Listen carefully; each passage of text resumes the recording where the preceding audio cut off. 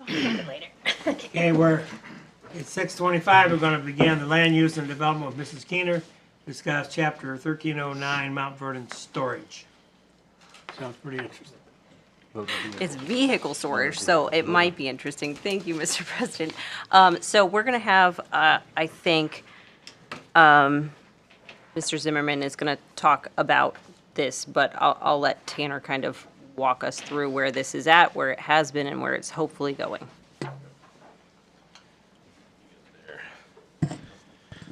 All right, thank you, Ms. Keener. Starting off, title of this proposed ordinance would be ordinance to revise chapter 1309 of the codified ordinances regulating inoperable, unregistered, and junk vehicles, trailers, and other motorized equipment on city streets and private property. This is an opportunity for us to update our ordinances regarding, well, inoperable vehicles and unregistered vehicles across the city. We already have some of these codes in place, but as we were working with Scott Zimmerman and Brian Marvin, our city inspector and assistant city inspector, we realized that some of the things that we were doing really put a lot of the onus, particularly on PD, and where our code enforcement fell, they really, well, it kind of fell flat, right? So there is a lot of opportunity for things to accumulate in yards. There's not a step-by-step enforcement or means of enforcement operation.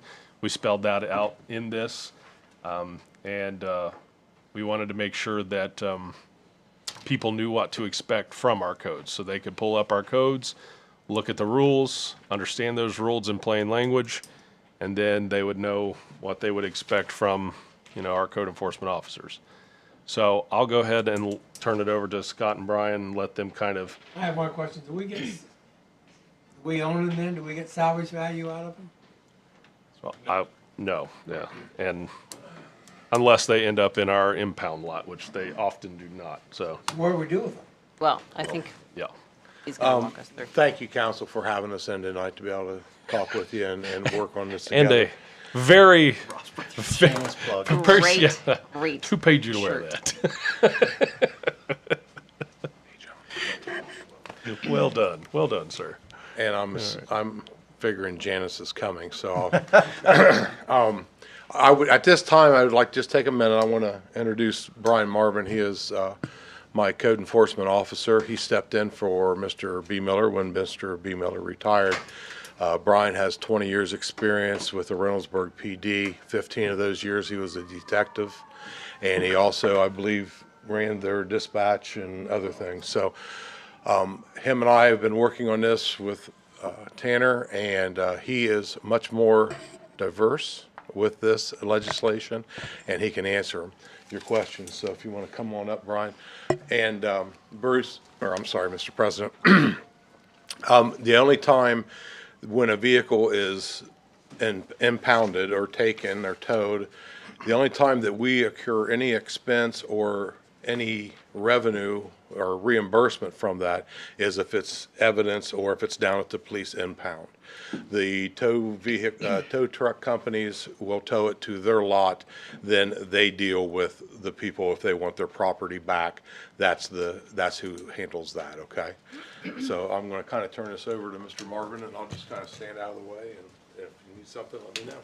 So I'm not good at this stuff, so you have to tell me what you need from me. So, but to answer your question, what he was saying, it's standard in law enforcement, as the chief would tell you.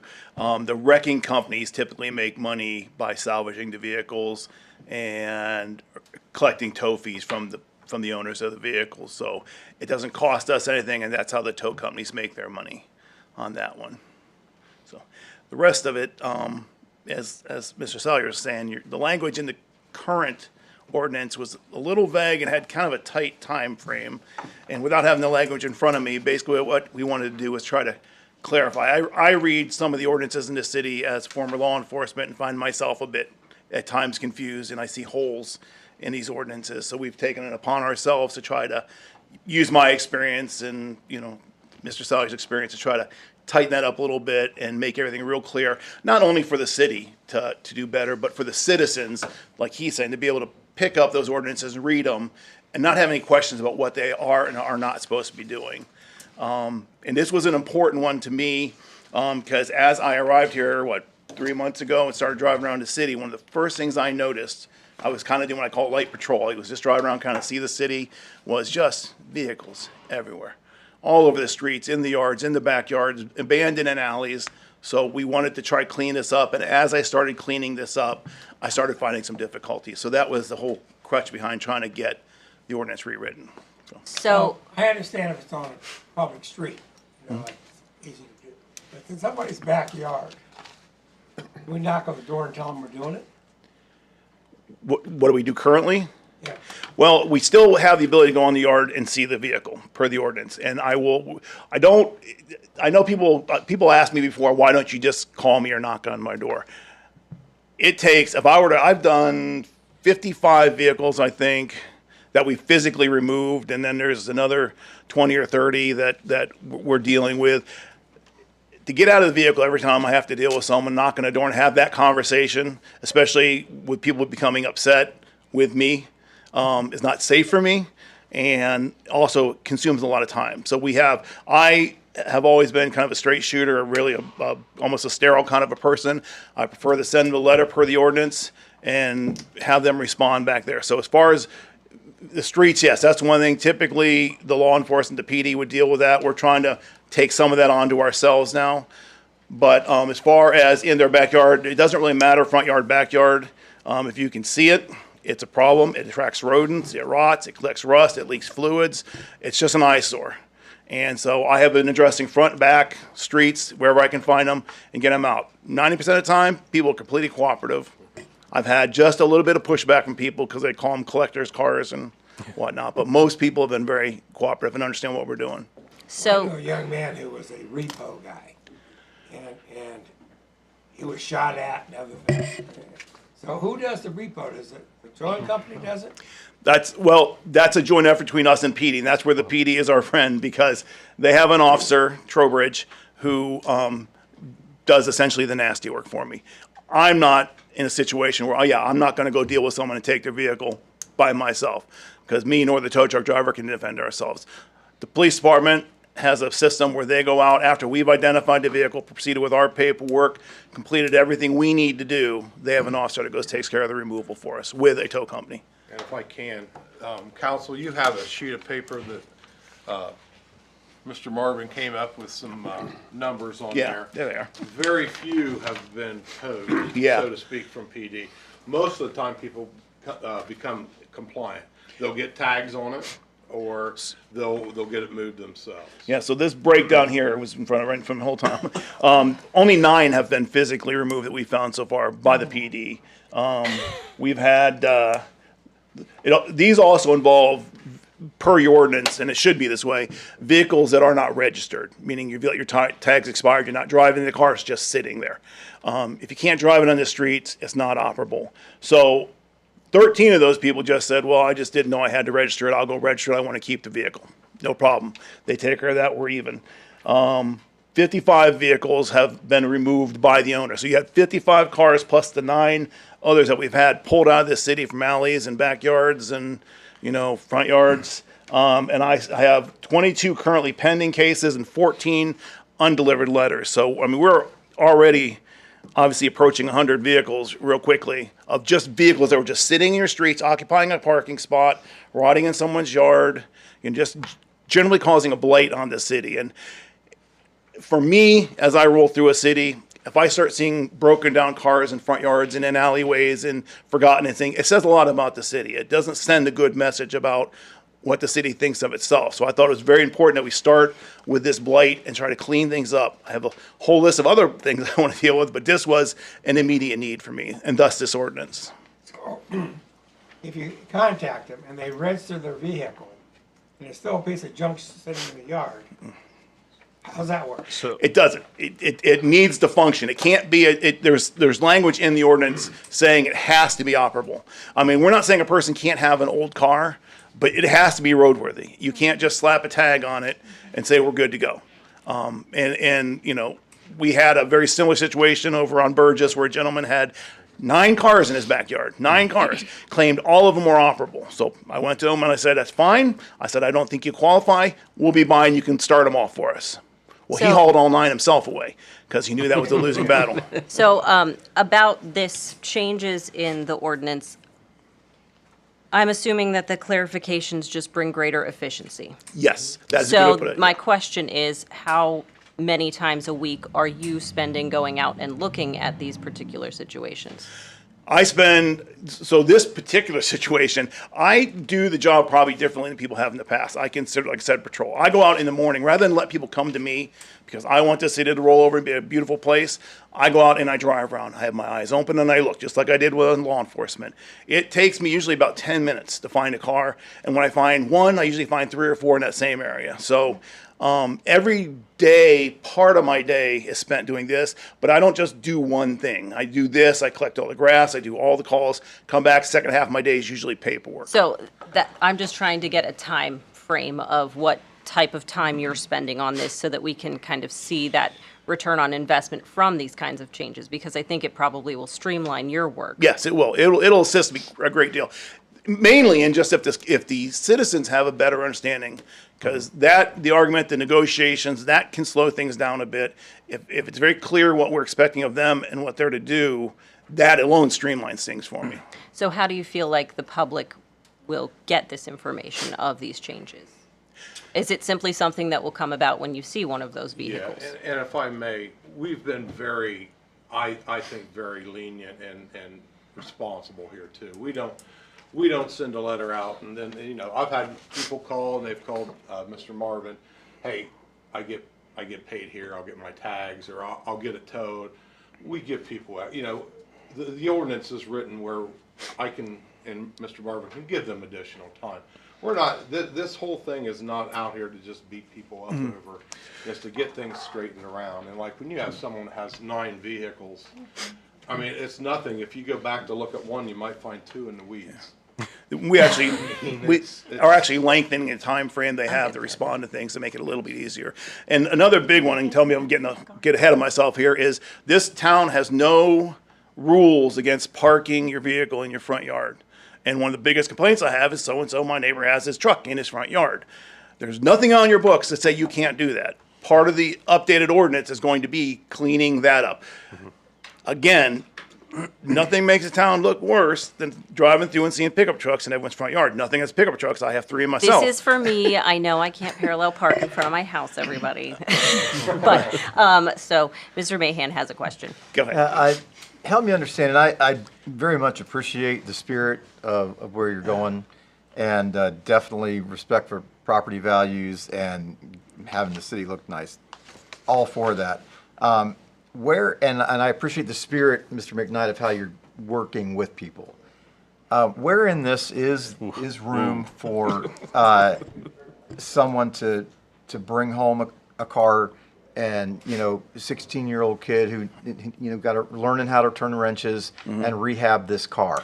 And I realize that's, you know, not common perhaps anymore, but that was my experience. You know, Yes. we brought the car home from an auction. It wasn't ready to go. I had to learn how to turn some wrenches on that And car. it is mine. And correct me if I'm wrong. We have in there for out of sight behind fencing, right? Okay, so I understand what you're saying too, because I also cut my teeth rebuilding Volkswagens. I built my first car, so I get that. What we're asking them not to do, and probably what I used to do when I was young, which I probably shouldn't have done, but leave them in pieces in your driveway. It's not, if you're going to do that kind of hobby, as you probably know, and I have a shop myself and I restore cars, you need to have the facility, the wherewithal, the tools, and the place to do such a thing. Just dragging your heart, putting your car in your driveway and saying, I want to rebuild this thing, probably is not the right answer. So we have accommodations for such things. You have to have it in your backyard, behind a fence, somewhere out of sight of the general public, so your neighbors don't have to see the oil leaking and all that stuff going on. And you can still do your hobby that way. Can I ask a question? Because the way I read this, It can't just be in your backyard behind a fence. You also can't be on unimproved surface. improved So surface, yes, now and that's- people got to put a driveway in their backyard? Gravel, whatever zoning's gonna come up with on that. But you should want that now, because again, we're going back to leaking fluids, leaking oils, antifreezes. You don't want that stuff in your soil. The way you avoid that is usually having an improved surface under the vehicle. So it's helping the environment. It's easier to work in a car rather than laying in grass, if that's your goal. I've tried that before, it's not fun. So again, it's not a big ask to say if you're gonna fix a car, have a place to park the car. Cars sitting on grass rot. They just rust quicker, they fall apart quicker. Mice get in them easier, it's just not a good thing. So it's good for everyone to have it on an improved surface. Mr. Marvin, you talked about having the city look better. And I'm thinking about 20 years ago when I was on city council, there's a person on North Mulberry Street that had a big trailer in their front yard. And that, was that permissible, not permissible? Okay, so it's- what do we do about It's in the title. trailers in the yard? And, cause that looks like junk. Yeah. I've been to some neighbors, Okay. some cities Go that have ahead, you're that. on a roll, you go right ahead. Boats and trailers. Yep, and I'm fighting. That's one of my battles. That's one of the things. So what I'm dealing with, there are laws on your books that haven't been enforced for years. And so your citizens have just accepted as it's okay to do this. So I've unfortunately had to go around and say, it's actually not okay to do this. You have a law against trailers in your front yard in this town. They have to be in the backyard. You can only have one. Utility trailer, camper, or otherwise, you can only have one. And it has to be out of sight behind it. No one's been enforcing it. I have been. I've had plenty of battles with people who have two boats, a boat and a camper, a utility trailer. I'm fixing that for you. And this all covers that. And it, so one way or another, over time, I'm gonna get all those trailers out of everyone's front yard. They're gonna be back where they go, and all will be good. I've been to some subdivisions in some areas around the state. The whole subdivision just has, half the people have them in their front driveway. Yeah. Looks like junk. Yes, it does. Well, and that's why we're here. Yeah. That's why we're here, to try to get this, to do it fairly and consistently. If I may jump in. Joe. Mr. President, you yourself have said, why make laws or why make rules if you can't enforce them? And you're looking at the people that are going around enforcing and making sure that the rules that we have are enforceable.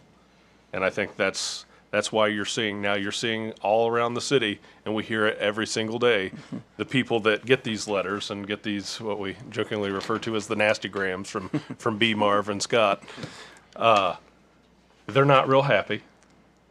But the 4 or 5 people around them come out and say, thank you, finally, because they have to live next to blight. And a beautiful example of that is you talk about trailers and cars. Over on Burgess, I had a lady who had 2 campers in her driveway. I went and told her you had to move one of those. She kind of gave me some pushback, and she immediately said, well, what about my neighbor who's got the 9 cars in his backyard? Well, the next day, the wrecker showed up and hauled away those 9 cars. So now she's very pleased, and it makes things easier on the other side for me now, because she now sees some equality to it all. And people notice this. So we are over time, but council, do you have other questions? I think I'm going to do another, I know, we're going to do another committee meeting on this, because I feel like council will dig through this ordinance changes and have more questions. I would encourage council to send those questions to me or to Scott Zimmerman. He is very responsive, so, but we would do another 15 committed. And I would like to, hang this out too. Any of you that would like to go with a ride-along with myself or Mr. Marvin or both of us, we're not going to have you out there telling people, they can't do things. But what we can do is take you around and show you what we've been working on. There's, you'll see in some of the notes, we've got a couple houses. We're working on condemnation, and there's things that we're trying to clean up that has been going on for over a decade on a couple of these. So. When you took the job, you weren't gonna make everybody happy. Oh, I knew that. We figured we was old enough, we didn't need any more. Yeah, friends. It's okay. Yeah, I'm all set on friends. I'm good. Yeah. Yeah. I All do right. want to compliment you on your shirt. I do like that very much. Oh. It looks very nice. She's talking to Scott. Hey, yeah, I designed it. That's I was what gonna say, Did these you? guys Well, are it looks responsible. nice. actually, I just went out and said, hey, can you make something that looks like this? Yeah, well, it looks Very very comfortable nice. too. So. Good. Okay, all right. We're gonna adjourn the Land Use and Development. We're going to move now to Employee and Community Relations with Mrs. Wood to discuss Code Enforcement Department. It's not in You should have. Get you a drink.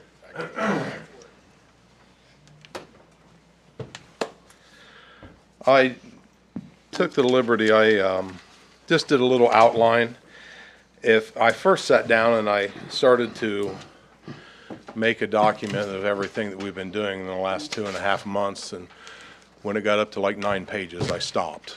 And Mr. Sayers and I discussed it, and I thought I would condense this to what we do generally and what we're going to be doing. And then this way, you guys, I'm sure we'll have questions, so we can do that. Is there anything to start off or anything? I mean, the Code Enforcement Department, if it ends up being one, is going to have 3 main divisions in it. Can I Yeah. step in real quick? Yes. So, do remember that we already have property maintenance, zoning, we have these codes on the books. And these responsibilities, and one of these positions already existed, but they kind of existed just shotgunned throughout as responsibilities and as islands unto themselves. What you're seeing right now is an effort to kind of, housekeep here and pull it all in and organize it in an efficient way. That's what this is. So this is more housekeeping than anything, but go ahead. Thank you. Yeah, that's correct. We're trying to bring everything together under one body so we have accountability and efficiency and the ability to enforce the codes and regulations and rules that we have. Of course, we went over property maintenance. Pardon me. That is what the first thing we did was when Brian came on board. That's his main focus right now, because that was where we needed the most attention right away. On the utility side of the house, the backflow prevention, fog, which is fats, oils, and grease, so your grease traps, and also pre-treatment for sewage from like some of the factories and stuff would do pre-treatment before they send it to the plant. Is very, very important because you don't know what they're sending into our plant. They could be sending something in that would kill the bacteria in our tanks, and then you lose treatment, and then that's very difficult to regain. And Aaron, I'm sure, can address it much better than I, but that's very important. And also the backflows. We had backflow and fog. But I've been working with Aaron, and we're streamlining that a little bit. So either myself or Mr. Marvin can go out and do an annual inspection, make sure, it's pretty much going out to make sure that a licensed backflow tester who's licensed through the state of Ohio, that needs to be checked annually. And then they'll have a little card, they'll punch it, sign it. Then they'll fill out everything on OpenGov, which is the new work order system and permitting for the utility side. And it'll be real self-explanatory. They can go in there and fill everything out and take care of their permit there. Then I'll be able to set up a database where this month I'm doing this area of Mount Vernon. This month we're going to check these and so forth. OpenGov, I'm just starting to learn a little bit. I got 2 work order systems I'm working with. So, but I'm getting more and more familiar with that. The sale of potable water, I did not realize this, but we have the water fill station out at the wastewater plant for swimming pools and Or at the water plant. yeah. We don't do it at the wastewater. Yeah, it's at the it's at the wastewater plant. Oh, it's from the water? Yeah, plant? yeah. Okay. It's from the water Well, we plant. make but it's sure we separate it. Yeah, no, we're going to work on that because we didn't have anything that says, okay, I bring my truck in and maybe my truck's contaminated with something. Well, then they fill the truck and go fill up a swimming pool and someone gets sick. Well, where'd it come from? So we can always go back and test, have water tests and say that, but we need something where when they pick it up, as soon as it leaves our tap into their vehicle, it becomes their responsibility and liability for the quality of that water. And we I think that's just being prudent and being a good steward of the city. Let's see here, and that the fats, oil, and greases is something that also will be inspected annually. It was funny. I stopped down and got a cup of coffee today, and across from Happy Bean, someone was blocking 2 spots off. And I go, "Hey, what are you doing?" He said, "Oh, I'm getting my grease trap cleaned out today." And I said, "Oh, no, you're fine. That's good. I was just wondering why you had the spots blocked off." So it is. They know they need to do it, but we need to follow and be able to permit it and be able to make sure that it's being maintained right. Any questions on the utility? Is any of this crossover with like the Knox County Health Department? No, not to my knowledge. I don't think they have anything. Now, they handle the county-wide stuff. I'm sure that they have inspectors and stuff that go out for the areas, probably like the pub and, rural communities that doesn't have this infrastructure in it or this setup. Well, the health department does food safety and things like that. This is beyond food safety. Yeah. So they do food safety for the entire county, including the city. This is to protect our infrastructure, okay? Because a lot of time, if you have a lot of grease and stuff going into the waste, then that builds up and blocks lines, and then we got to get them jetted out and things like that. So, zoning is, thank goodness for Lacey, because she's helping me out a lot here. She knows the zone or the zoning and all of that really well, and she's been working with me, and kind of showing me the ropes. It's amazing. There's a lot of people that don't know they need to get a zoning permit before they build a new structure or change the footprint or anything like that. They don't know. A lot of people didn't know. I mean, they didn't even know if they was building in a floodplain, they got to get a permit for that as well. And it's real easy for them to either go online or go down to engineering. And Brian's guys and ladies down there are real good about it. And if I don't know, I'll go bug them myself right now. But we're getting there. And then, of course, enforcing. I had someone today that Brian sent a letter out, did a driveway, didn't get a permit. And it's not the end of the world. They just come in, fill out the permit, and take care of it that way. I told him, he said, "Well, I didn't know I had to." And I said, "Well, that happens, but, we need to take care of it." We're not going to probably see them all right away, but once the word gets out, that's the hard thing. We need to figure out a way, like with Facebook and other things like that, to just let people know that these ordinances are changing a little bit and getting cleaned up, so.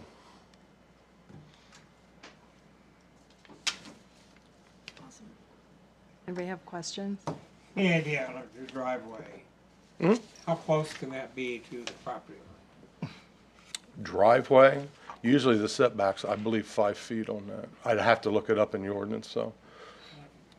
Okay. I do know, like, if, say your neighbor has a fence and you want to put a fence up, we can't tell them they have to, but we recommend 2.5 feet from the other fence. That gives you a walkway to be able to mow and maintain and things like that. Setbacks are really important.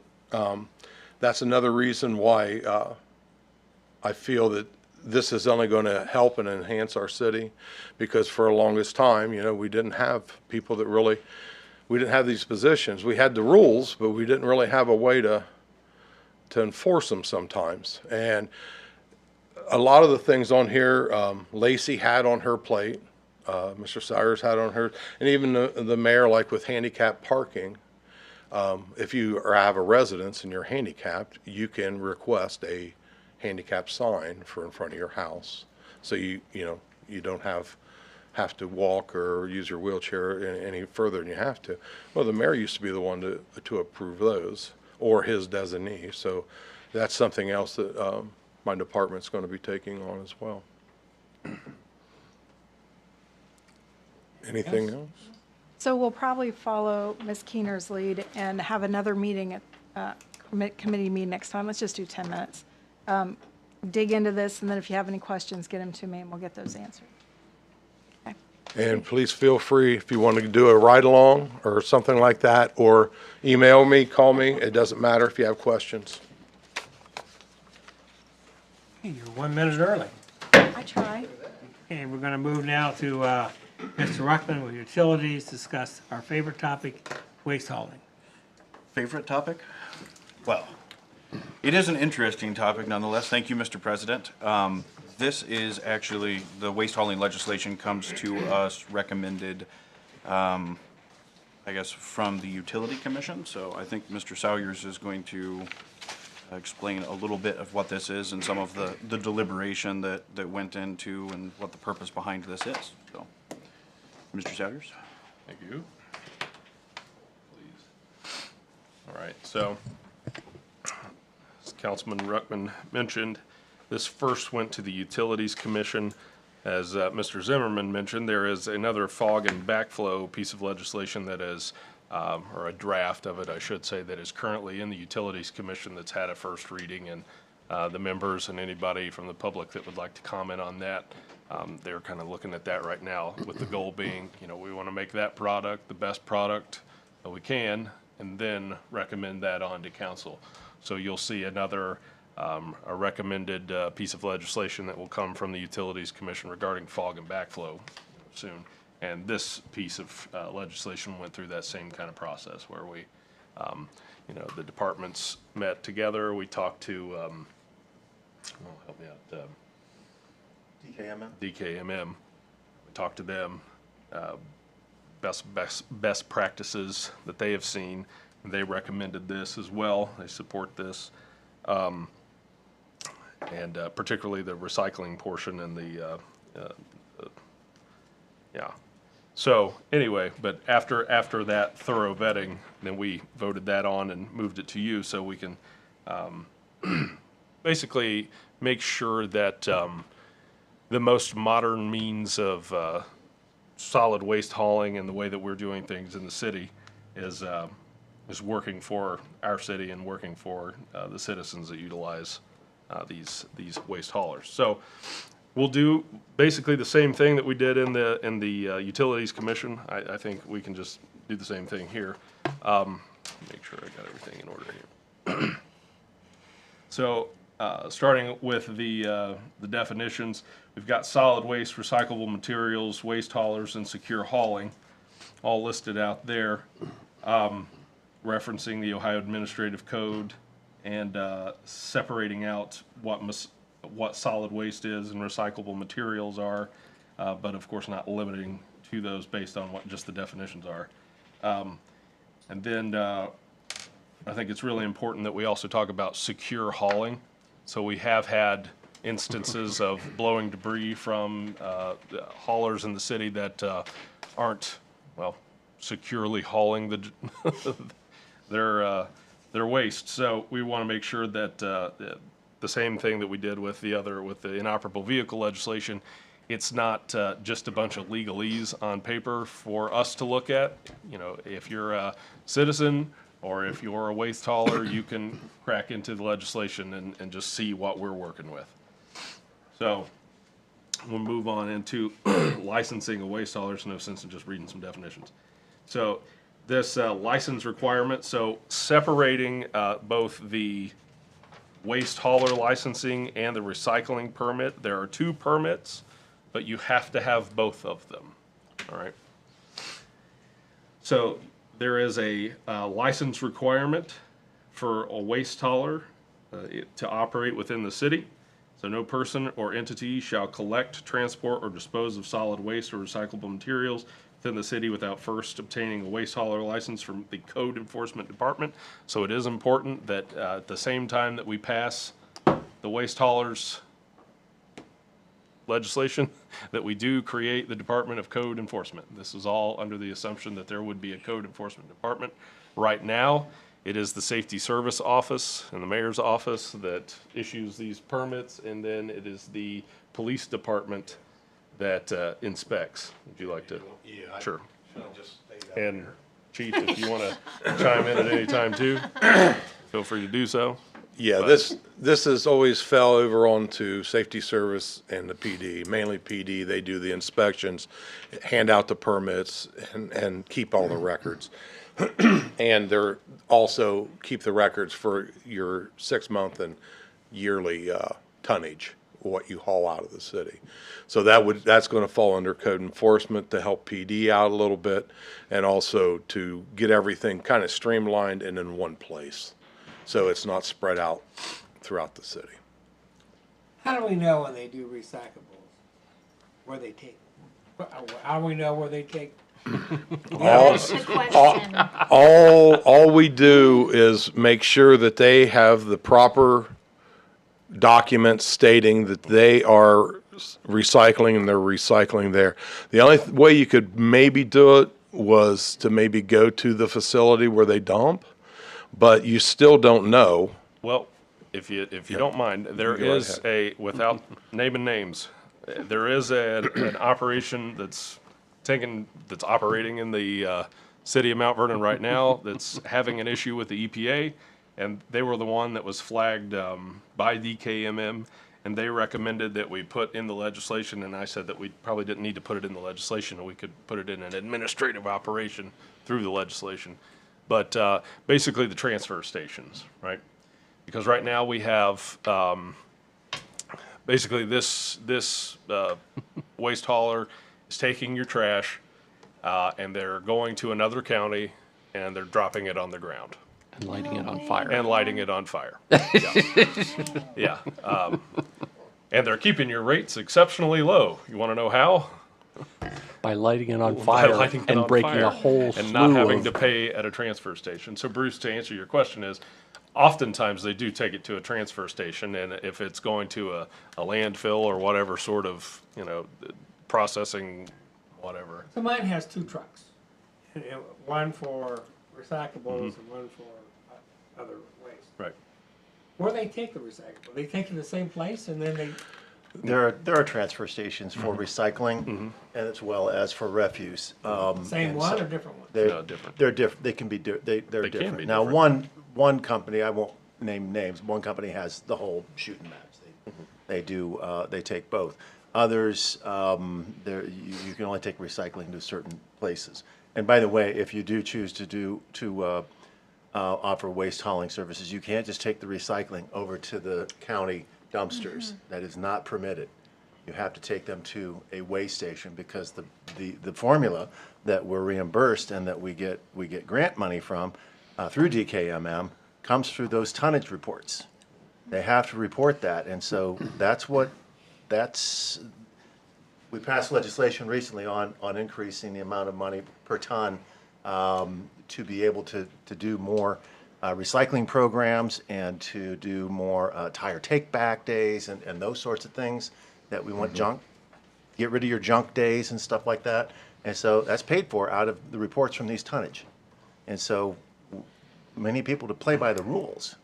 And it may be perceived as an easy way to do business in Mount Vernon, but there are many rules that we need to follow. Well, can I just ask a question, and maybe I missed it? You said that there were 2 permits that were required, the waste hauler, but did I miss what the second one The was, or second had we one not is got the it? recycling permit. That's Okay, all under right. section 4. Yeah, Bruce Okay. got out ahead of Sorry. jumped ahead of the boat.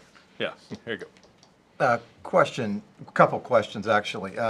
So you have a section here for annual reporting.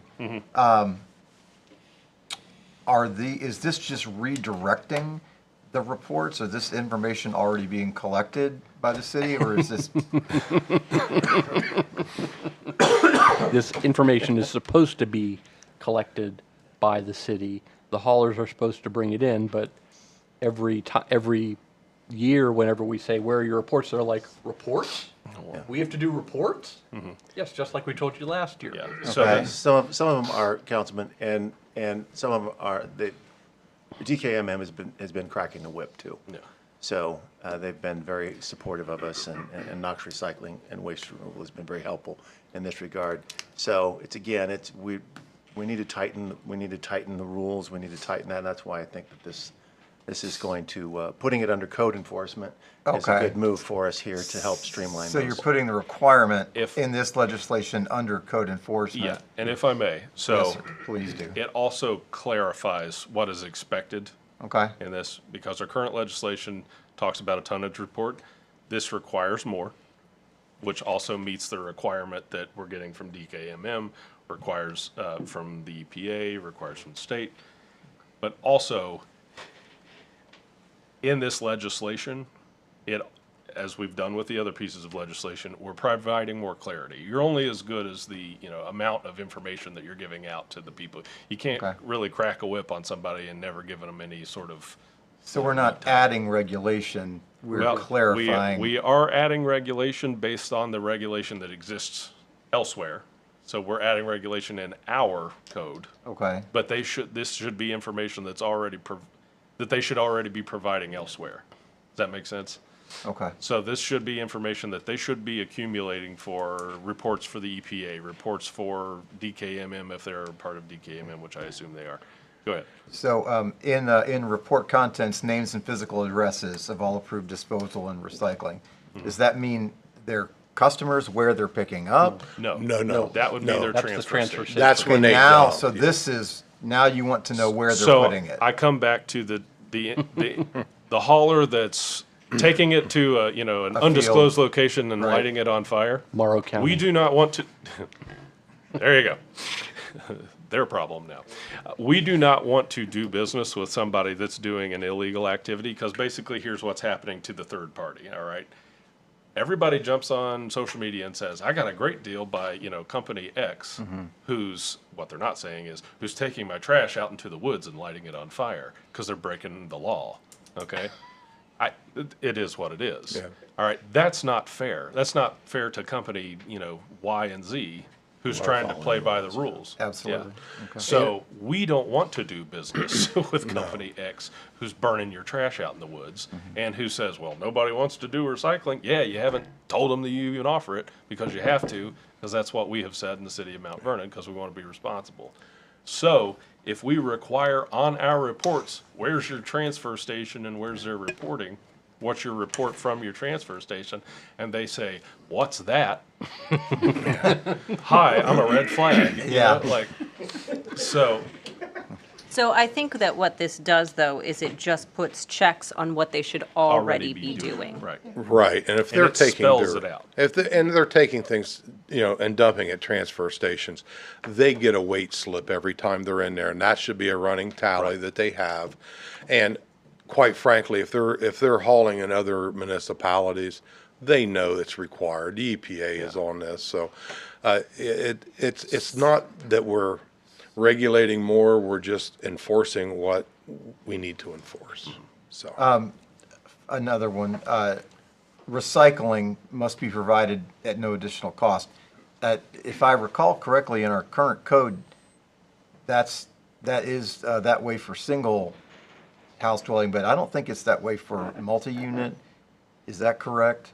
Is this changed? Multi-unit would be considered commercial, would it not, Mr. Barron? Mm-hmm. So under the commercial, the old code, it would not be required, but still would be, it would be a good idea. The developers that we're talking with know that, and Okay. they're getting recycling on site for the developments. But this does not change our zoning code. No, it does not change changes it. commercial. They're Okay. also only required, the current code requires them to provide receptacles to residential. It is the same here. There is no requirement for providing any sort of Gotcha. receptacles in multifamily or other commercial establishments. It would be nice if the commercial entities did like an opt-in program or did something that would handle recycling. It would be Do we have any great. say over the rates, or does the market determine the rates? If we're putting more requirements on them, or at least enforcing the requirements, and it costs them more money to do it, does the market just determine what the rates are, or we have any say in the rate? No. Well, Market will, go ahead. well, where All right, were you? the market can determine that, and there are different ways to be able to affect the market in terms of that. And we have talked years ago about a single waste hauler at one point, or different points in time, which, you thought the communists had arrived when we started thinking about that. But it's like, and our aggregation programs, we can save people a lot of money. And we can reduce the amount of trucks. And we can also make sure that whoever's providing the services is playing by the rules. I agree that that's important, Mr. Mayor, that we shouldn't be dealing with people who are, Right. because that is not a free market, that Right. they're going outside the regulations. There are a set of rules that everybody should be following. And if there are a group of people that aren't following them and undercutting the rates, which we have seen this a handful of times, I'm not gonna sit up here and name those names, but I think they all come to mind. You all know. I will. Who, Rob will off camera. But, it's not fair across the board to say that, we're just gonna let that slide, and then, when we start talking about recycling, you've got a handful of people that, or a handful of companies that will provide the curbside recycling bins to, customers, and then a couple of other people that say, well, we offer it if you ask, but you gotta ask in a secret, when Mars is in retrograde and only on these certain days. That's not the equal entry to everybody, so these are Mount Vernon's rules. You have to abide by Mount Vernon's rules, and you set your rate, so the market always sets the rate. And the best man wins, the best waste hauler wins. And I think ultimately, the free market will determine, who's operating in Mount Vernon at that point, and people will adjust. At what point do we involve the race haulers in legislation?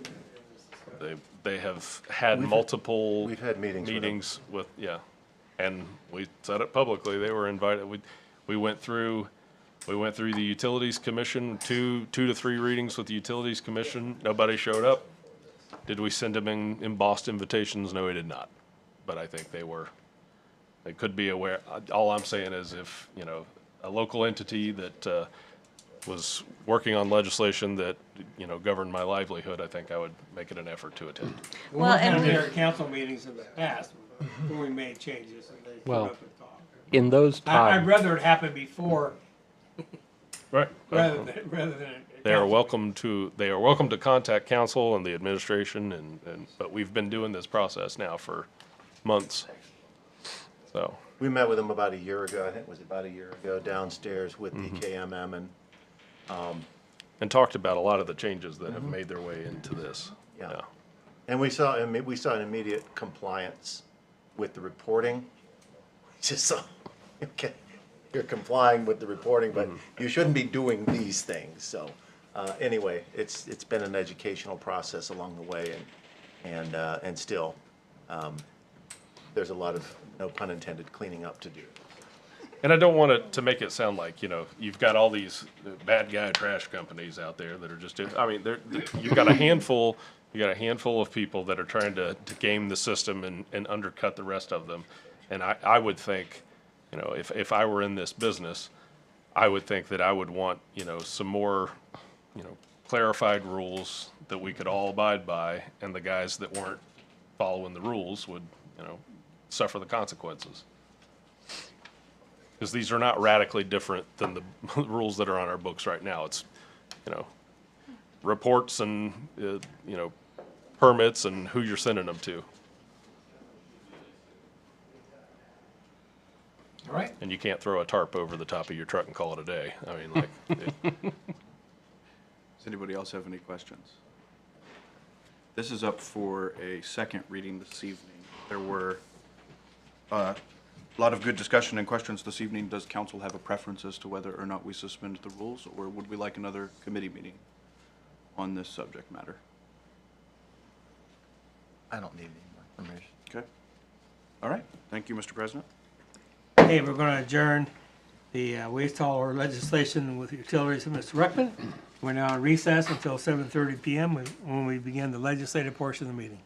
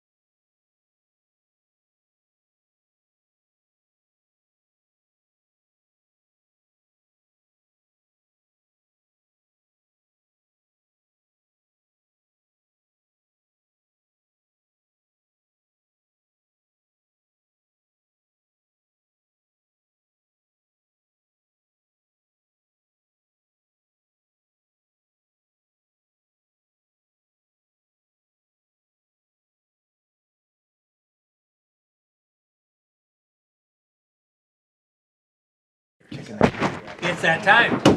It's 7:30 PM. We're going to begin the legislative portion of the meeting. And we're going to start with Mr. Hill calling the roll. Mrs. Seabolt, Here. Mr. Severns, Mr. Mahan, Here. Mrs. Woods, Here. Mr. Ruckman, Here. Ms. Keener, Here. Mrs. Hager. Here. Is there a motion to excuse? So moved? Second. Second. They're all fighting over it. Okay. All in favor, say aye. Aye. In favor, nay? And none in favor, nay. So he is excused. The invocation this evening will be given by Cade's Queen from the Life Point Church. Please rise to the invocation, remain standing for the pledge. And thank you for being here. Thank you. Would you join me in prayer? Father in heaven, we come before you tonight, praising you that we live in a country where we can come before you and openly and freely pray to you. And thank you for bringing us all here safely tonight. And we thank you for allowing us to be part of the city of Mount Vernon. You've placed us in unique parts of this community, but we praise you that despite our differences, you have brought unity in our place of residence. God, we praise you that there is even greater unity through your Son, Jesus, who you gave in our place on the cross. I thank you for these councilmen and women who serve our community. It's not an easy job, but God, I thank you for appointing these men and women to help lead the people of Mount Vernon. Lord, we take this time tonight to ask you to guide our meeting as we work through business in the moments to come. I pray for civil discussion and fill our council leaders with wisdom. We know and acknowledge that we are not in control, for you are. For you are the God of the universe, and all creation falls in order and your power. So we ask tonight that your will be done. We love you. We praise you. We ask all of these things through Christ's holy and mighty name we pray. Amen. Amen. Thank you. I pledge allegiance to the flag of the United States of America and to the republic for which it stands, one nation, under God, indivisible, with liberty and justice for all.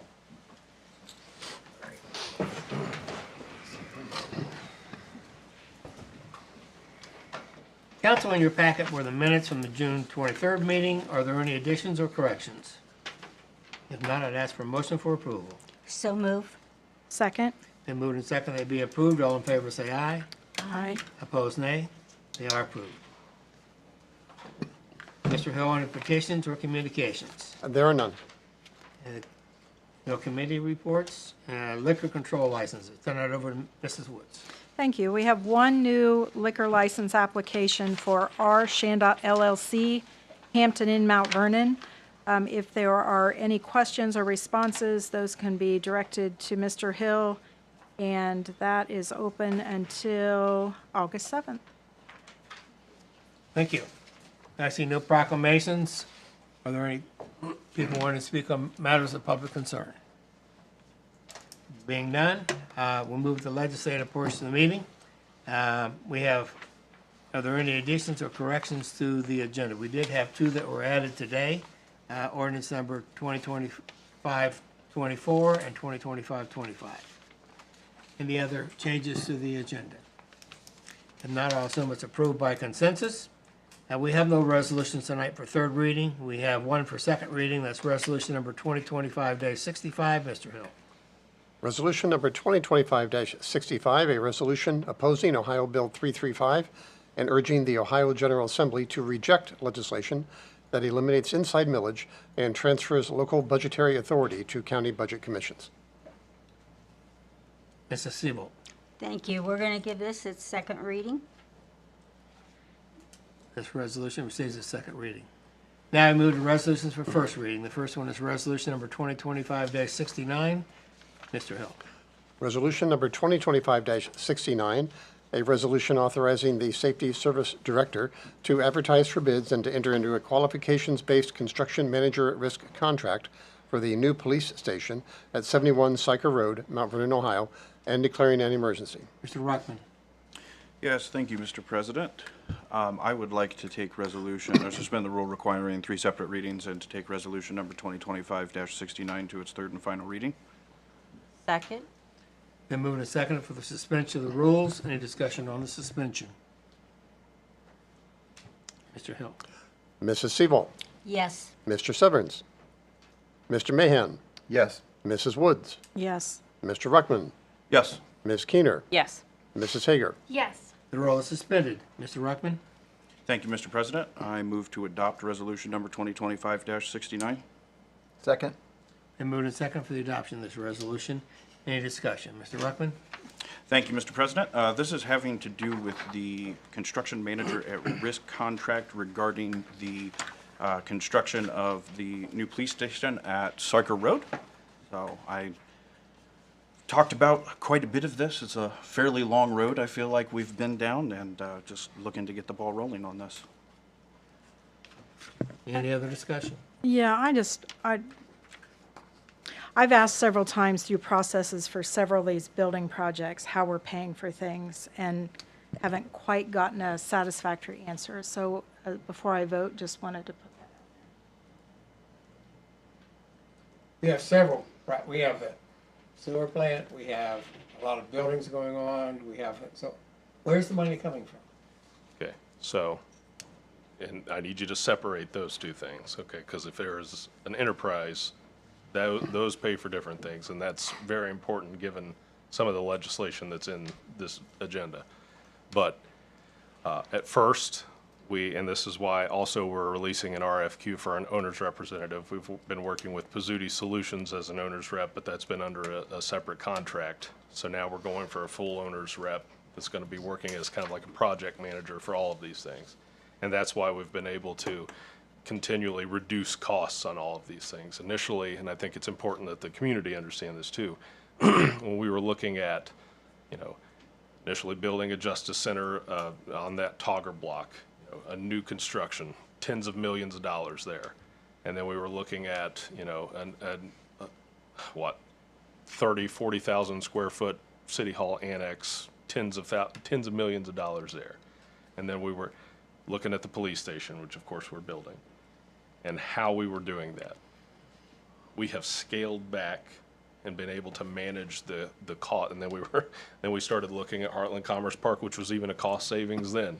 But then we had the COTC option, which was tens of millions of dollars that we were able to scale back, and even the way that we did the capital lease, which we're still working on, which is able to extend our cost share on that and not add any debt as far as a general obligation debt. So we have been working with Pizzuti Solutions. We've been working with Bricker Graydon, been working with Bradley Payne, and trying to find the best solution as to how to structure this debt. And it's the same way that a person buys a house. Do you have, $300,000 to buy a new home up front? Well, of course you don't. You maybe make $70,000, $80,000 a year, and if you're lucky, you make more than that. But you structure it over a course of time through a mortgage. And that's essentially what we're going to do. Initially, with the police department, we looked at the USDA, and we thought this is the best plan forward. And then with the uncertainty and the rates with the federal government, we found out that we wouldn't even know that we would get locked in until next year, and we wouldn't know what the rates would be. And we had the $2 million from the one-time strategic fund from the state.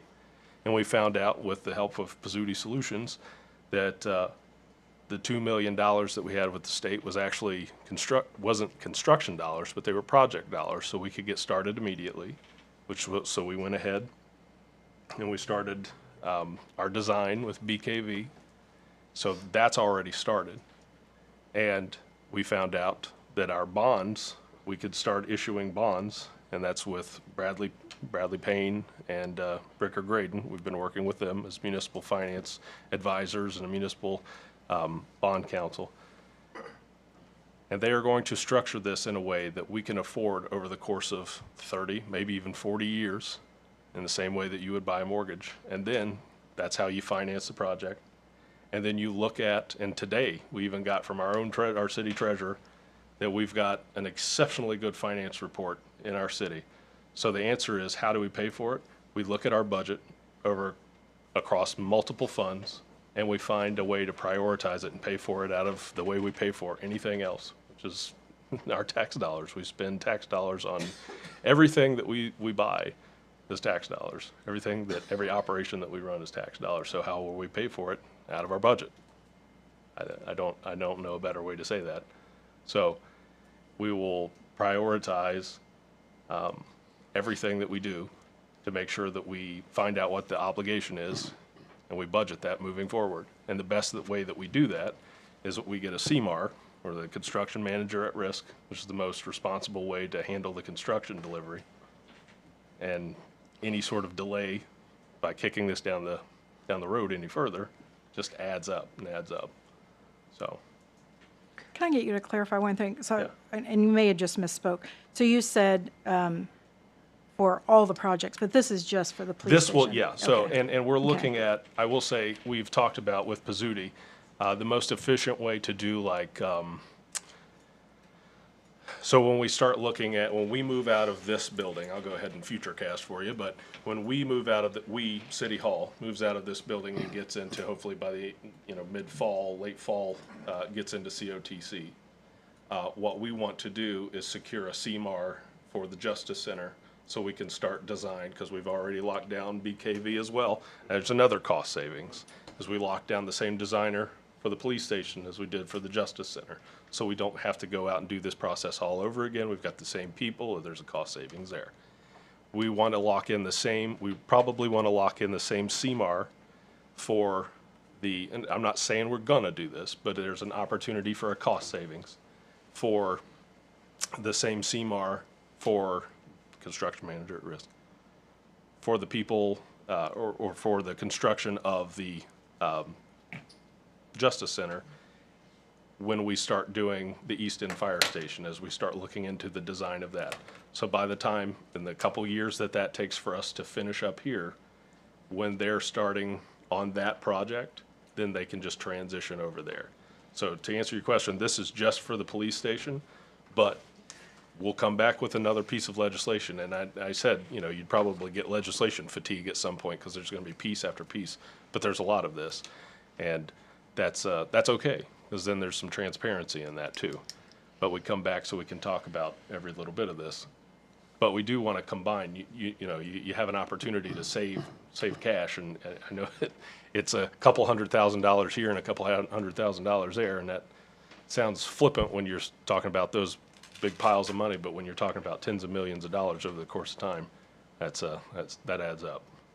So when we add all these projects together, the state law sets a limit on how much bonded indebtedness we can have. Right. Only out of the general obligations. The enterprise funds are different. So the Right. things for the water and the wastewater department, because they come from the fees paid to the utility, are not counted against that cap. Okay, so are we convinced, so the public knows, that cap, you can go above the cap, but it takes a vote of the people? Correct. Yes. And so are we convinced that we can stay within that cap? We are actively trying to stay within that cap. Yeah. Because that's a big issue. Yeah, which is why we went out and got people that know how to do this stuff, and it's not just us. And I think that we're working towards that also with other options that we're looking at for the court and for City Hall. So I Right. think that we're actively looking at staying within that cap with the things that Yeah. administration has been doing. Yeah, I want you all to know, and I want the public to know, that we look at every option and exhaust every creative idea that we can possibly before we bring it to you. It is not some fever dream that we just drag in here and are like, thoughts? And you're always staying away from my favorite place, right? The What's that? rainy day fund. You're staying away from that. No, I'm not, and you're gonna see in 2025. No, you're not. I don't like that answer. No, so you're gonna see how I'm gonna put the government's money to good use, Janice. So Oh, Tanner, is the, I don't like that. Well, Yeah, but we'll talk about that in a second, so when you said over multiple funds, is the goal to pay for the police station out of multiple funds? Is that what I heard? if we can, yeah. We do not want to burden a single fund. Yeah. In the same way that we do, we had the 208 and the 224, and we spread,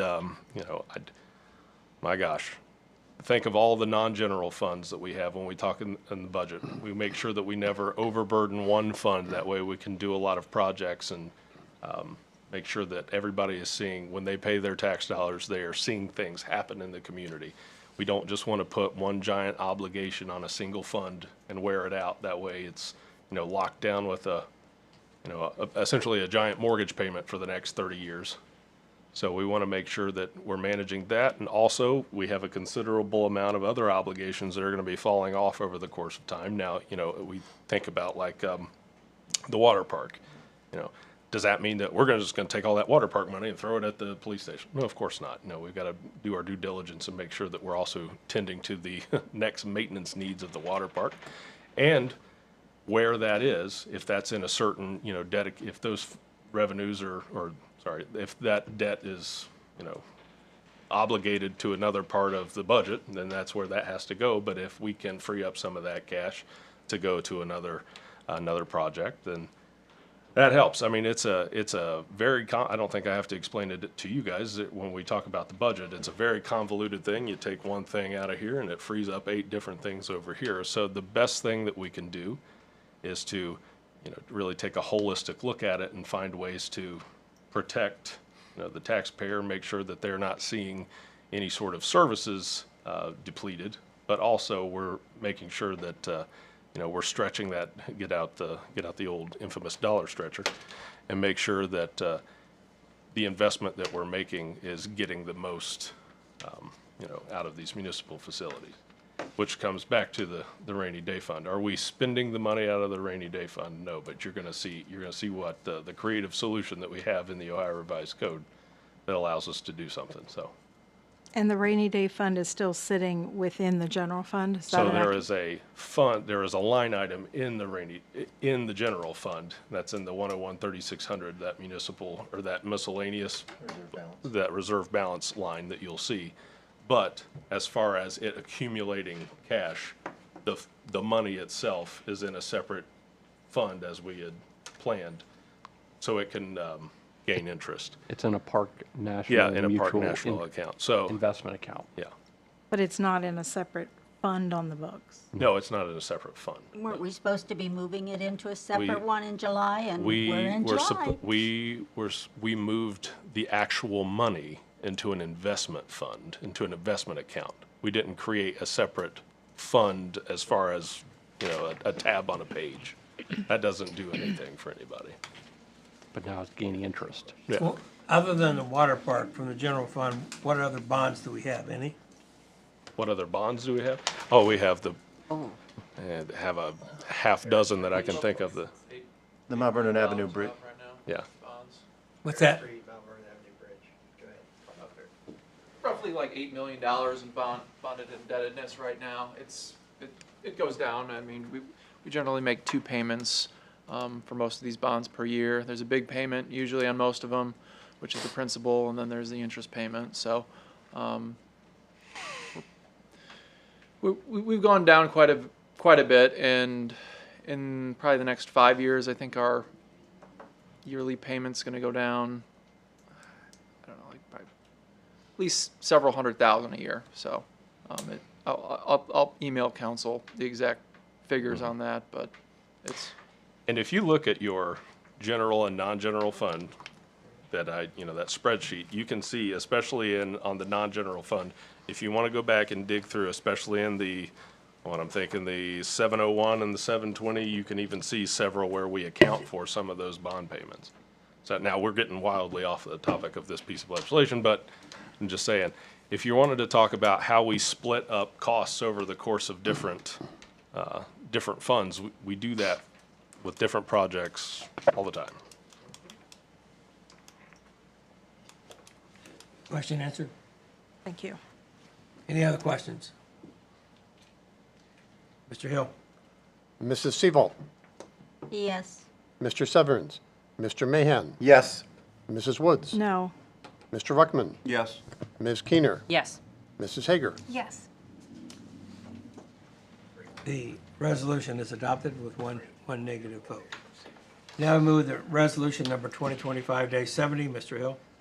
Resolution number 2025-70, a resolution declaring the official intent and reasonable expectation of the City of Mount Vernon, Ohio, on behalf of the State of Ohio, the borrower, to reimburse its Urban Improvement Fund for the Fairgrounds Road Utilities Improvements and Resurfacing Project, OPWC project number C-Q32AB, with the proceeds of tax-exempt debt of the State of Ohio and declaring an emergency.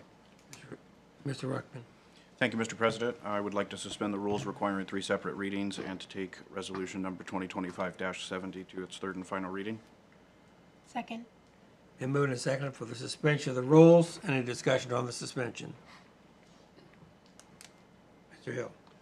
Mrs. Seabolt, Yes. Mr. Severns, Mr. Mahan, Yes. Mrs. Woods, Yes. Mr. Ruckman, Yes. Ms. Keener, Yes. Mrs. Hager. Yes. Rule is suspended. Mr. Ruckman.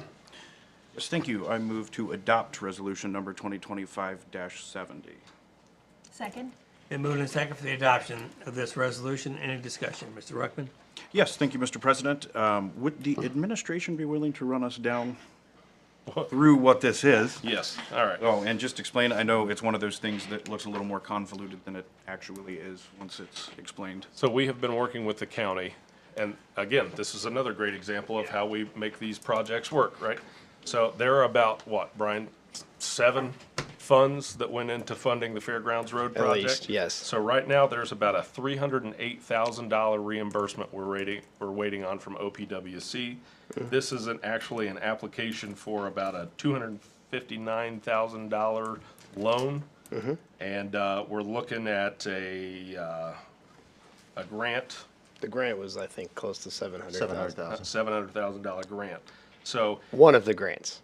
So one of said grants. So we're talking water that funded this, wastewater that funded this, stormwater that funded this, county water, county stormwater, county wastewater. County sewer, county stormwater, county road money, and then ARPA funds, 2 sets of ARPA funds. So we didn't pick one fund as just a good example for your purposes and for the public's purposes. We don't pick one fund and run a, multi-million-dollar fund or project through it, because then that would burden the, revenues of that fund. We split it across every relevant fund, and then that way we can do a multitude of things. And then especially in this case, this is OPWC. If you voted for this in, May? Thank you. This is what that helps. So now we can go back to the state, we can get those grants, we can get those loans. This is coming back to the city. We've paid a lot of this up front so we can get this project going. So we're looking at a $308,000 reimbursement, about one of these $700,000 loan or grants. And then you're looking at a loan, and that loan will come back from what, county water and wastewater? Yeah, so what you're authorizing is for us to take out a 0% interest loan. And then what happens if you live in the county and you're hooked to city utilities, but not in Clinton Township, there is a 15% surcharge. So we collect those monies, then that money is given to the county. It sits there until we have a need for expanding or operating our part of the county water system. So we would be taking, this is specific to water, so as those collections come in, we'd be making these payments out of the county water improvement fund. Because again, we built the asset in the county, but at the point of the project, there was not enough cash available. So this 700, I think it was 700 even, but the grant and the loan are both specific to the water line that is critically serving our north end of town. So the project is 100% in the county or in the townships, but then the critical need was actually inside the city. So this is just taking out a 0% interest loan. So work's done, other than final payment and a little bit of grass seeding, and we're processing through the loan.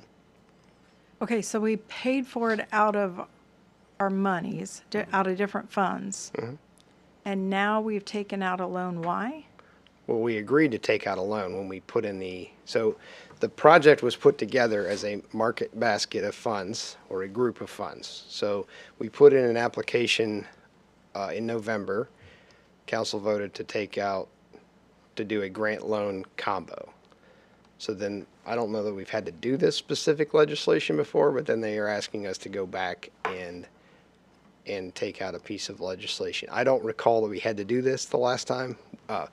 Parrott Street was a project where we took out a loan. So basically, we're reimbursing ourselves for what we paid out of pocket, but we do have to make payments on that portion. Right. So what we did this time, so thanks to Tanner's forethought, before, when Mr. Scott was our auditor, he made us run all the projects that were utility related out of the utility.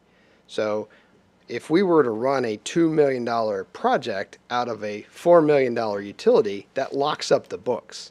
So what we have done is we have fronted this money out of another account so that it's not locking up the utility's books while we're waiting on these reimbursements.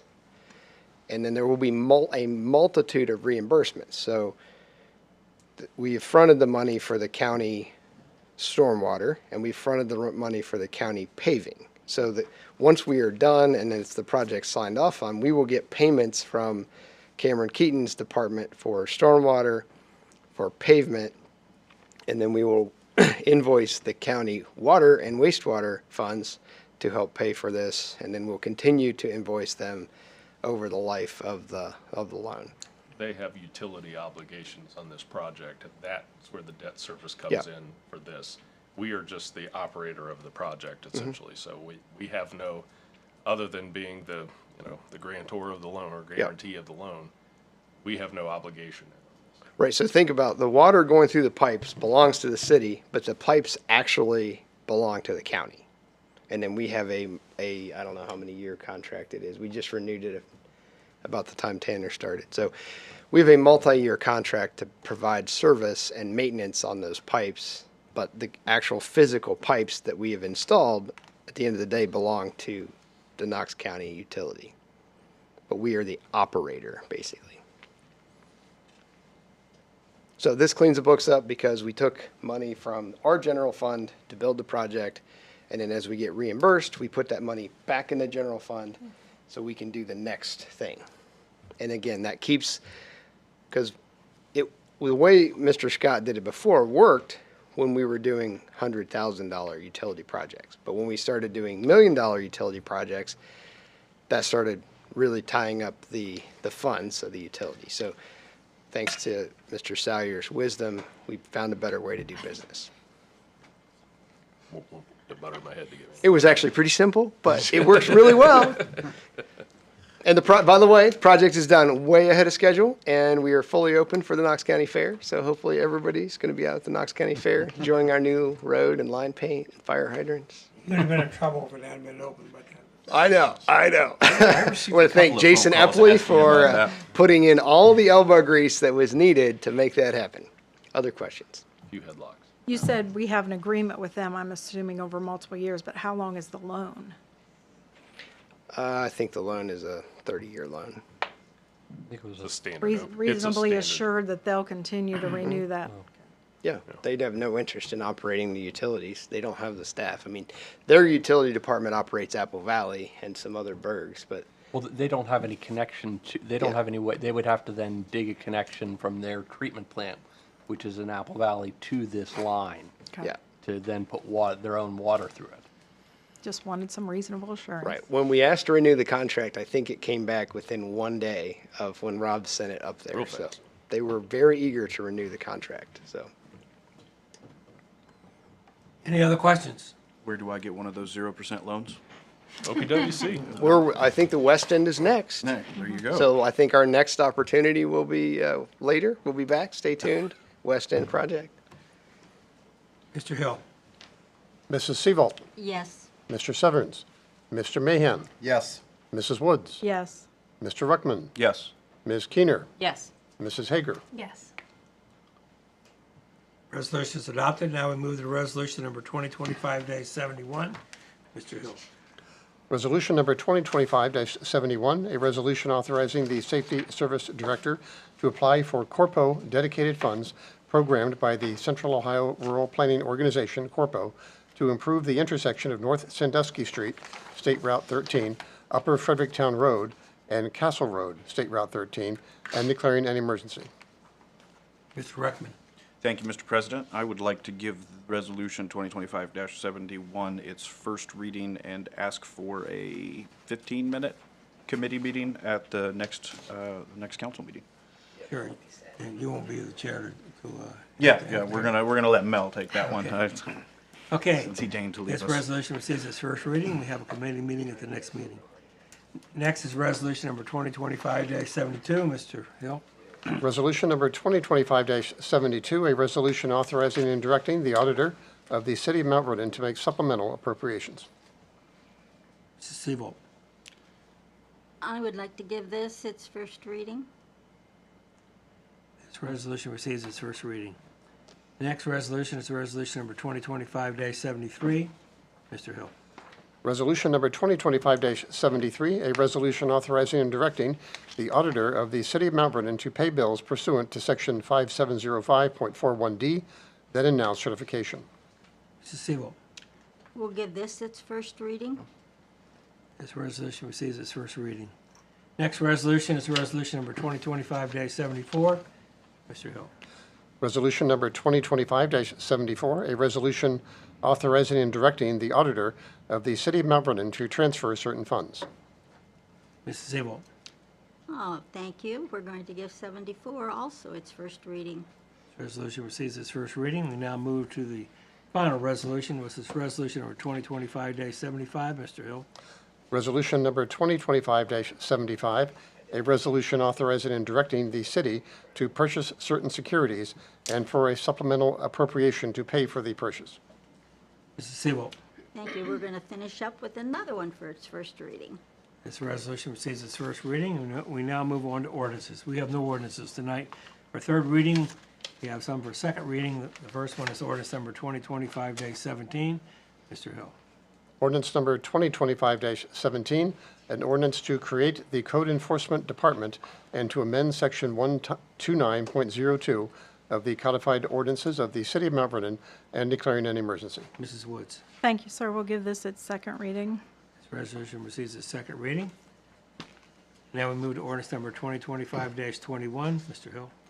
Ordinance number 2025-21, an ordinance amending Chapter 755 of the codified ordinances of the City of Mount Vernon, regulating waste haulers, requiring recycling permits, mandating annual reports, ensuring secure hauling, and establishing an appeals process, and declaring an emergency. Mr. Ruckman. Yes, thank you, Mr. President. I'm going to give this its second reading. This resolution receives its second reading. Now I move to ordinances for first reading. The first one is ordinance number 2025-22. Mr. Hill.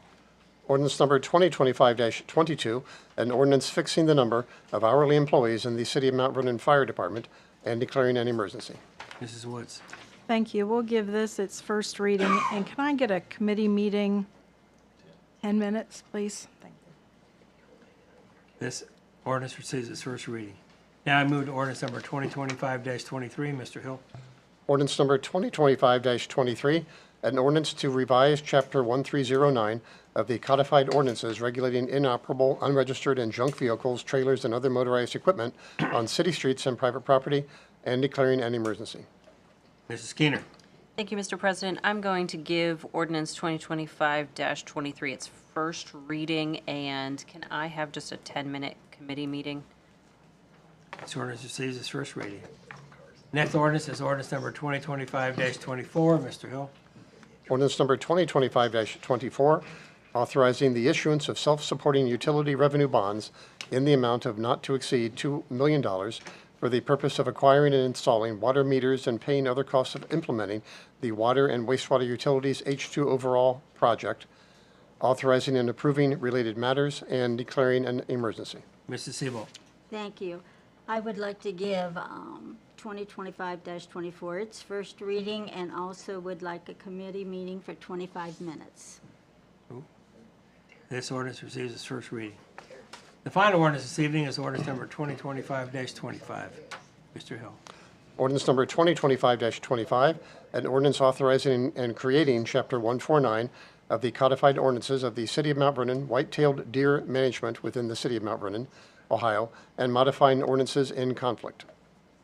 Mrs. Keener. Thank you, Mr. President. I'm going to give ordinance 2025-25 its first reading and ask for just a 10-minute committee meeting because it sounds like we're going to be here all day. I'm counting up. Bring dinner. Yeah, pizza's on the menu that night. Thank you, Mr. President. This ordinance receives its first reading. That concludes the legislative portion of the meeting. We now move to remarks, administration. Mayor Sar.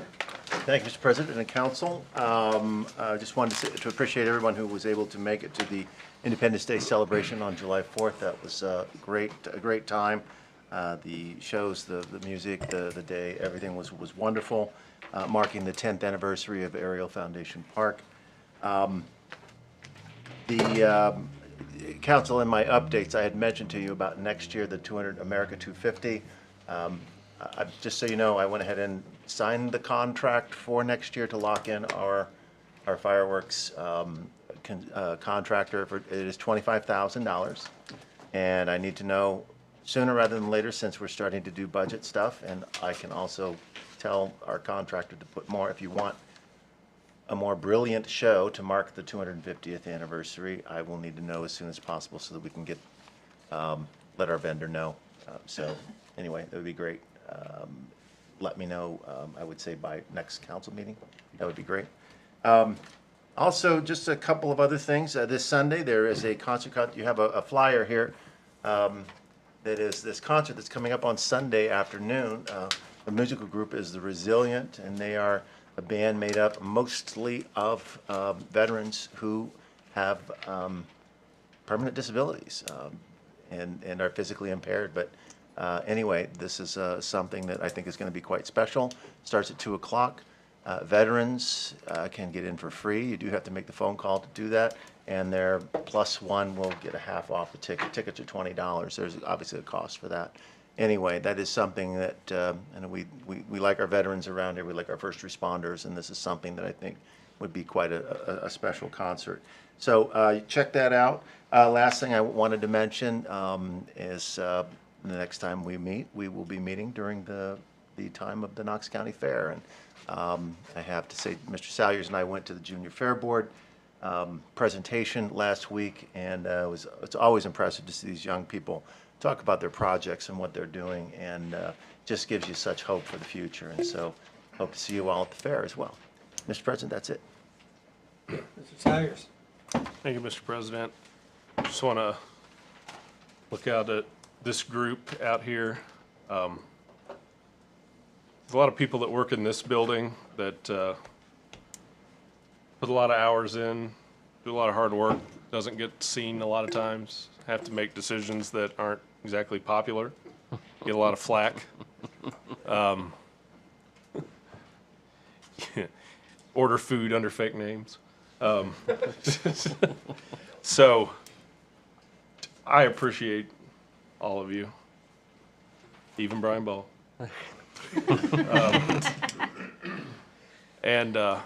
Well, he gave you accolades. Yeah, I know. Yeah, That's why he's which saying is yeah. I don't know what lies in wait tomorrow, but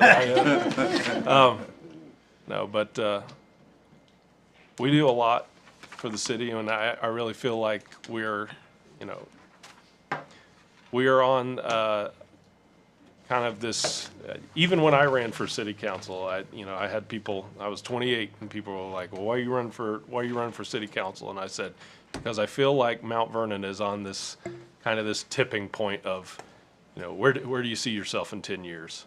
And that 10 years has not totally elapsed yet. So we are. A lot's happening, and a lot's happening real fast. And if you're in here on a day-to-day basis, you can feel that real fast, real hard. And it can be exhausting, and sometimes it can be when we come in here and, we get grilled sometimes, and it can be a little deflating, especially when you've been working, and been in these meetings and had to try to work out the solutions that you ask, well, what about this, and what about that? And we'd be like, yeah, man, I know.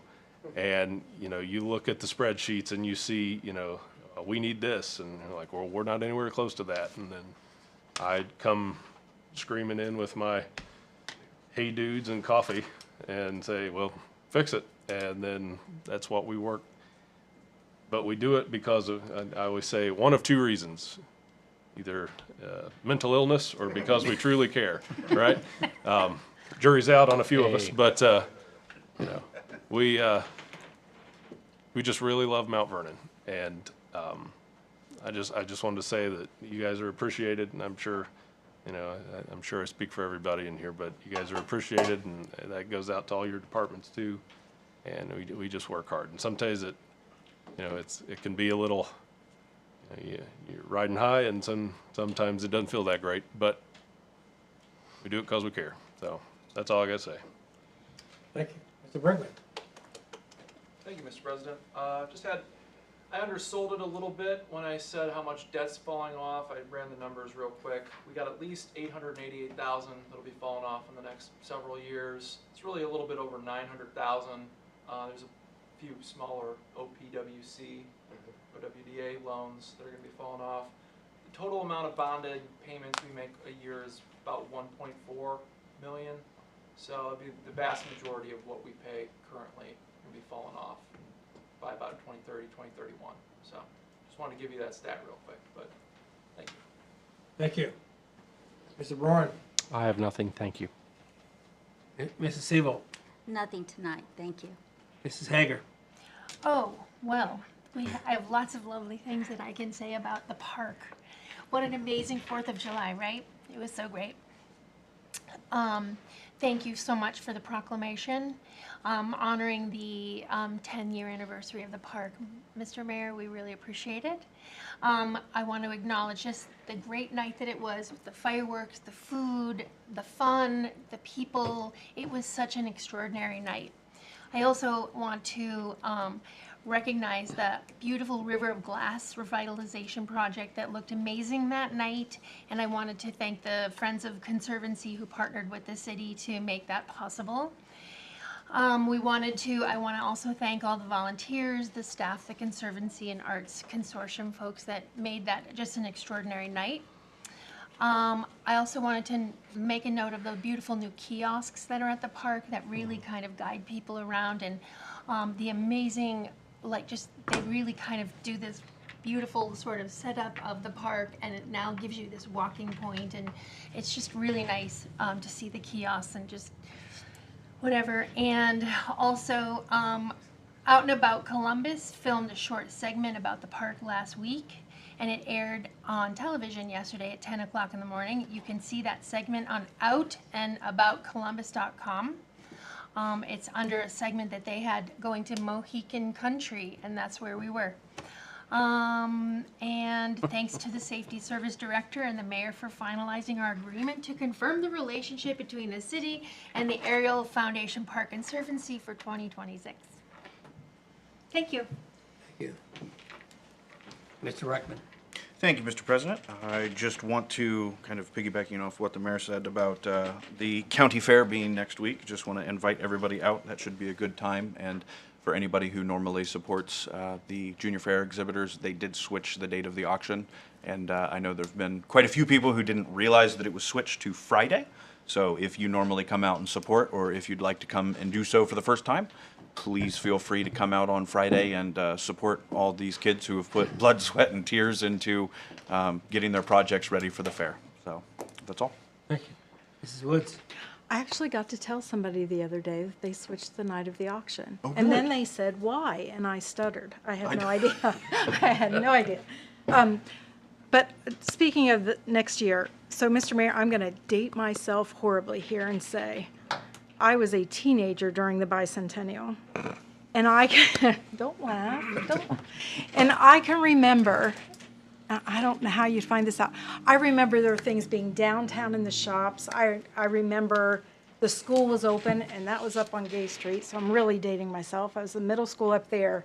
But there were things around town as a teenager to do that kind of brought the bicentennial to life, and I still remember that day. So I guess my vote is don't spend more money on fireworks. The fireworks were beautiful. I had some family from out of state there, but I would love to see other things to get the kids involved in the 250th, because that was a big deal. Good. Yeah. Good. I was a preteen, by the way. Okay. That's all I'll You opened say. up that door. All I'll say. Thank you. Ah, you're trying to get more support? Yeah. Just blew the budget there, didn't you? Yeah. Mrs. Skinner? Thank you, Mr. President. On that note, I will be having Olivia Toth come in and speak about what is happening with the America 250. Initially, when we met, we split things into buckets. Education was a big one, how we're going to involve schools. There are other things that will be happening downtown. We've brought in the arts. So I think that you'll find that there has been a lot of synergy around just getting America 250 to be felt in all of our everyday activities as well. So I would anticipate First Fridays are going to be very much on theme. A lot of the arts that we have coming through, that we always have coming through in Mount Vernon, they're really going to all be feeding into this same theme of America 250. So she will be coming in and giving a report, I'm hoping, in August. We have been working with just schedules on that, but it is coming up, so. Additionally, I would like to remind everybody that the Front Porch Concert Series is taking place this Friday, which is July 18th? Yes. 18th. And it starts at 6 p.m. It is on High Street. There's great food, there's great music, and there is just a lot of stuff to do. So come on down and enjoy that. And also, when you go to the fair, wear a tank top and take an umbrella, because we all know what's coming. So, thank you, Mr. President. Rain, rain, rain. And you're Rain, rain, guaranteeing rain. no rain Friday, right? Oh, yes, no rain Friday. I can guarantee it. Okay. Mr. Mahan? I was 6. Did you do the math? Liar. I want to congratulate the police department on completing their Citizens Police Academy. That was an excellent program. Sergeant Murda and all of the officers who helped with that did a good job. That's going to be available again. The dates aren't set, but sometime next year there'll be another Citizens Police Academy. Is that correct? That's the plan? Yes, sir. And I encourage, that'll be open to the public. I encourage anyone on council or citizens to take part in that. It was enjoyable, and it was really, really informative. So I encourage you to take part in that, and thank you to the police department for putting that on. Congratulations to the fire department for their training. They've completed, all but one of their firefighters has now reached the highest level of medic. I think that the public can take a level of comfort in that, and when a medic from anyone who is serviced by the Mount Vernon Fire Department shows up, they have the highest possible level of training. I'm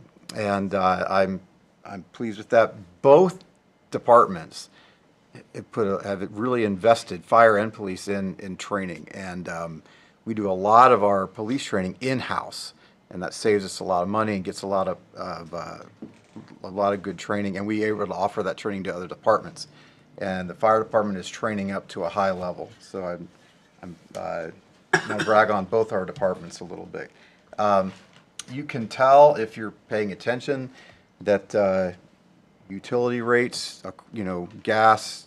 We talked about our aggregate, and that's a good news. But the rates look like they're going to go up probably.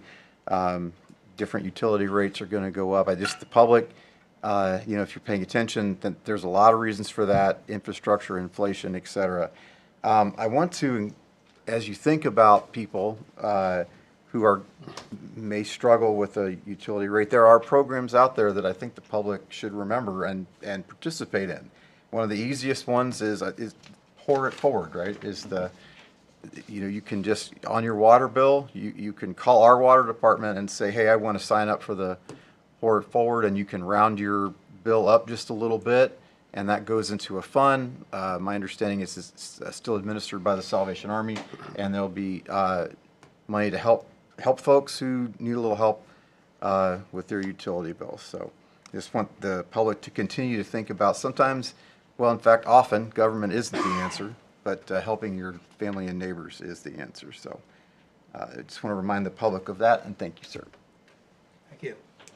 Just want to note that Mr. Seabolt and I will not be telling how old we were in the bicentennial, but I was in my 7th year of teaching. So. I'd like to thank the media for being here this evening, and see everyone next week at the fair. My grandchildren have hogs and chickens out there, so I think they'll be glad to get rid of the hogs after all these weeks. That being said, I call for adjournment. So move. Second. Then moving and second, we adjourn. All in favor, say aye. Aye. Opposed, nay. We are adjourned.